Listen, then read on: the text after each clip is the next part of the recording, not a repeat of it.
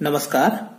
आज हम कैमरे में बंद अपाहिज, जिसके कवि का नाम है रघुवीर सहाय, की कविता का अध्ययन करेंगे। और ये कविता मीडिया, जो कि लोकतंत्र का चौथा स्तंभ माना जाता है, उस पर व्यंग्य किया गया है।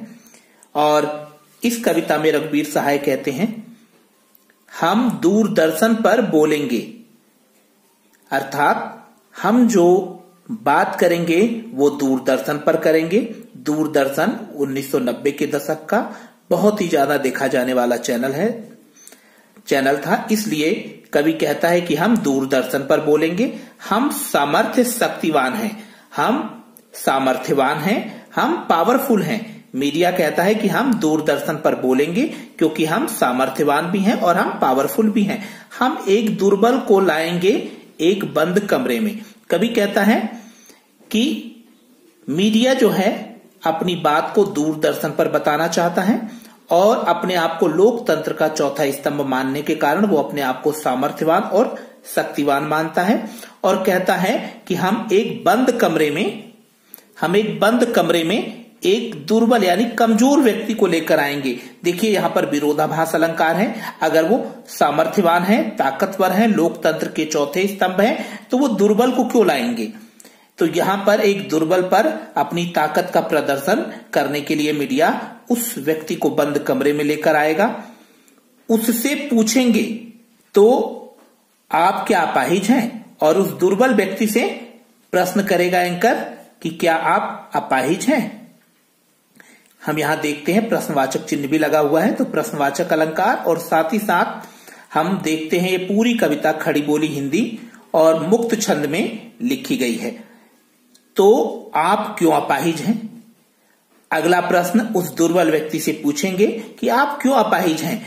एंकर देख रहा है कि वो व्यक्ति व्हील चेयर पर है, फिर भी अनर्गल प्रश्न उससे करता है, क्या आप अपाहिज हैं? जो कि पूछा नहीं जाना चाहिए। हम देख रहे हैं कि वो जब व्हील चेयर पे है तो ऑब्वियसली अपाहिज है। तो आप क्यों अपाहिज है, वो कहेगा एंकर कि आप क्यों अपाहिज है, मानो जैसे वो दुर्बल व्यक्ति ने स्वयं ही अपने आप को अपाहिज बना लिया है। आपका अपाहिजपन तो दुख देता होगा, देता है।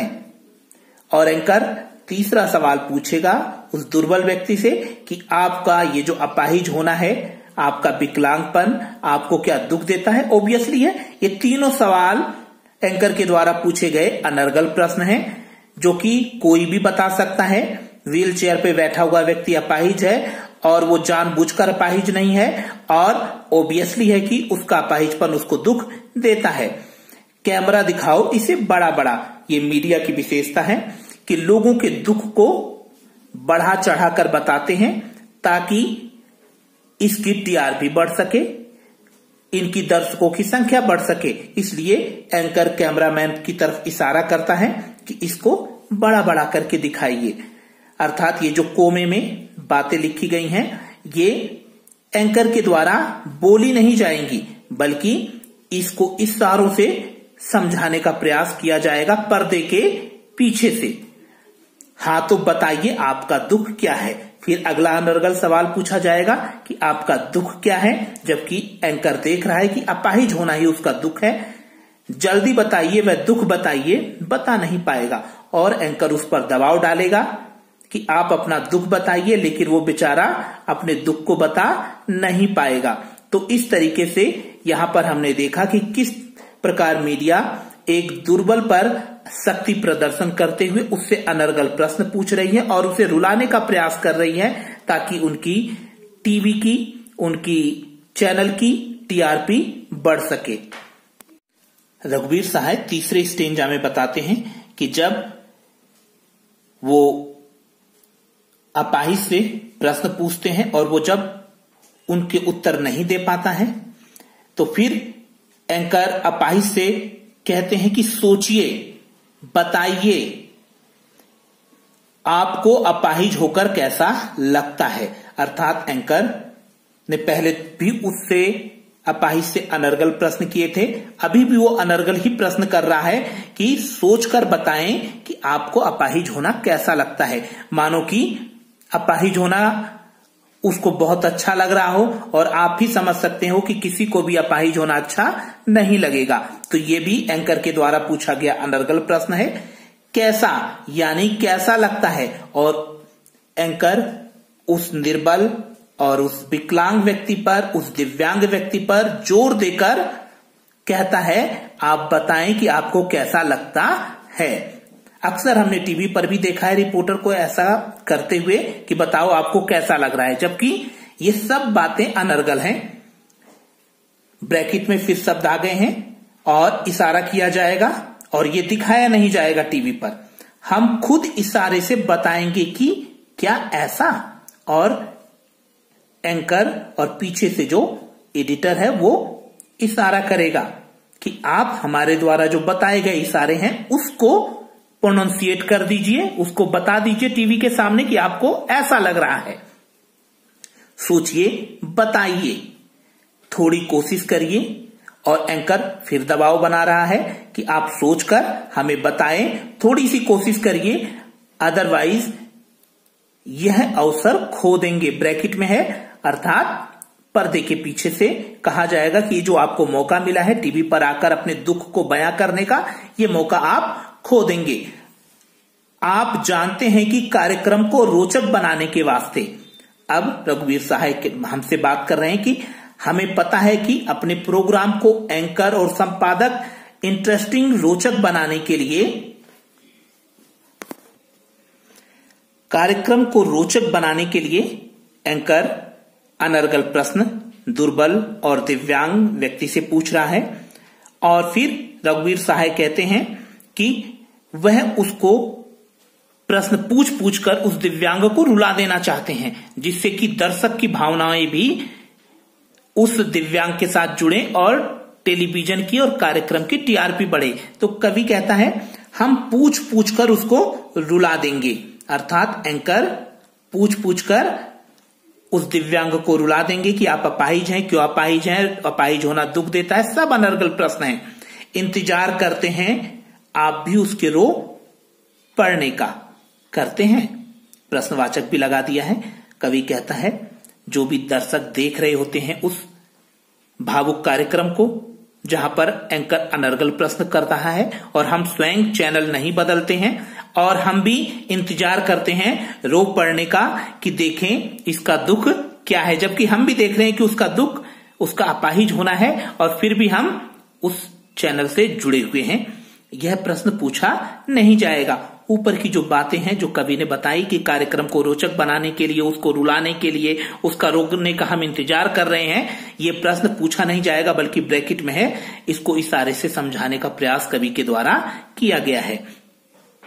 फिर हम पर्दे पर दिखलाएंगे फूली हुई आंख की एक बड़ी तस्वीर। कवि कहता है कि अब एंकर उसकी फूली हुई आंखों को, जिन आंखों में आंसू भर गए हैं, एंकर ने पूछ कर उसकी भावनाओं को आहत कर दिया है, जिसकी वजह से वो दुर्बल, कमजोर, दिव्यांग व्यक्ति की आंखों में आंसू भर गए हैं और फिर टीवी पर उस आंखों को जूम करके दिखाया जाएगा।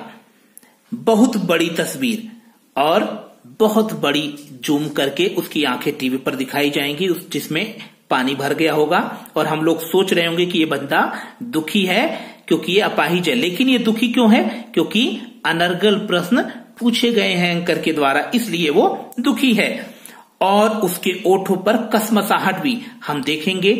जूम करके उसकी फूली हुई आंखों को दिखाया जाएगा और फिर उसके ओठों को दिखाया जाएगा कि कैसे वो ओठ फड़फड़ा रहे हैं, कभी भी उन आंखों से आंसू निकल सकता है। ब्रैकेट में आशा है आप उसे उसकी अपंगता की पीड़ा मानेंगे और आप लोग सोचेंगे कि ये तो वो दिव्यांग है, अपाहिज है, चल नहीं पा रहा है, इसलिए वो रो रहा है, इसलिए उसकी आंखों में आंसू है। लेकिन कवि कहना चाहता है कि ऐसा नहीं है, ये तो उस एंकर के प्रश्नों से आहत होकर आंखें फूल गई हैं और ओठ फड़फड़ाने लगे हैं।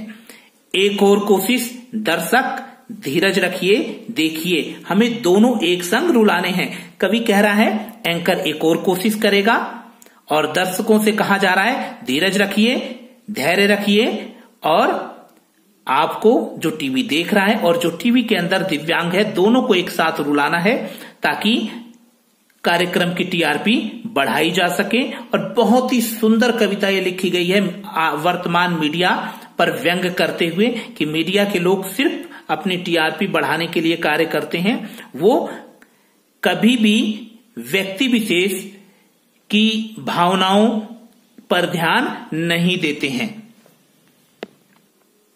कवि कहता है कि दर्शकों से एंकर ने धीरज और धैर्य रखने के लिए कहा है, क्योंकि दोनों को रुलाने की बातें हुई हैं एक साथ। फिर कवि कहता है आप और वह दोनों, यानी जो टीवी देख रहे उनको भी रुलाएंगे और जो इंटरव्यू दे रहा है दिव्यांग उसे भी रुलाएंगे। अब ब्रैकेट में यहां पर फिर कुछ बातें आई हैं जो कि कही नहीं जाएंगी, ये पर्दे के पीछे की बातें हैं। कैमरा बस करो, नहीं हुआ रहने दो, पर्दे पर वक्त की कीमत है। एडिटर कैमरामैन को इशारा करेगा अब रहने दो, क्योंकि अगले कार्यक्रम का समय हो गया है और पर्दे पर वक्त की कीमत है। और इस तरीके से कार्यक्रम को समाप्त किया जाएगा। अब मुस्कुराएंगे हम।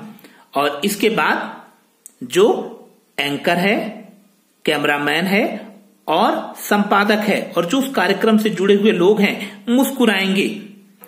और फिर आप देख रहे थे सामाजिक उद्देश्य से युक्त कार्यक्रम, और एंकर कहेगा दर्शकों से कि आपको हम सामाजिक उद्देश्य का यानी समाज की भलाई के लिए बनाए गए कार्यक्रम को दिखा रहे थे। और फिर उसके बाद यहां पर फिर हम देखते हैं ब्रैकेट में कुछ बातें हैं जो कही नहीं जाएंगी, जो पर्दे के पीछे हो रही हैं। बस थोड़ी ही कसर रह गई और एंकर एडिटर से कहेगा कि बस थोड़ी सी कसर रह गई थी, नहीं तो हम उस दिव्यांग को रुला देते और दर्शक भी उसके साथ भावनाओं में बह जाते। और फिर एंकर धन्यवाद कहेगा। तो पूरी कविता हमने देखी, बहुत ही सरल खड़ी बोली हिंदी में लिखी गई कविता है, आसानी से समझ में आती है। मीडिया पर व्यंग है ये।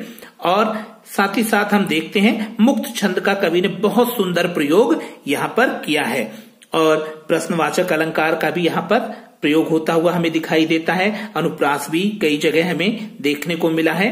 तो आप इस कविता को पढ़ें तो वर्तमान मीडिया के संदर्भ को ध्यान में रखते हुए पढ़ें तो आसानी से ये कविता समझ में आ जाएगी। धन्यवाद।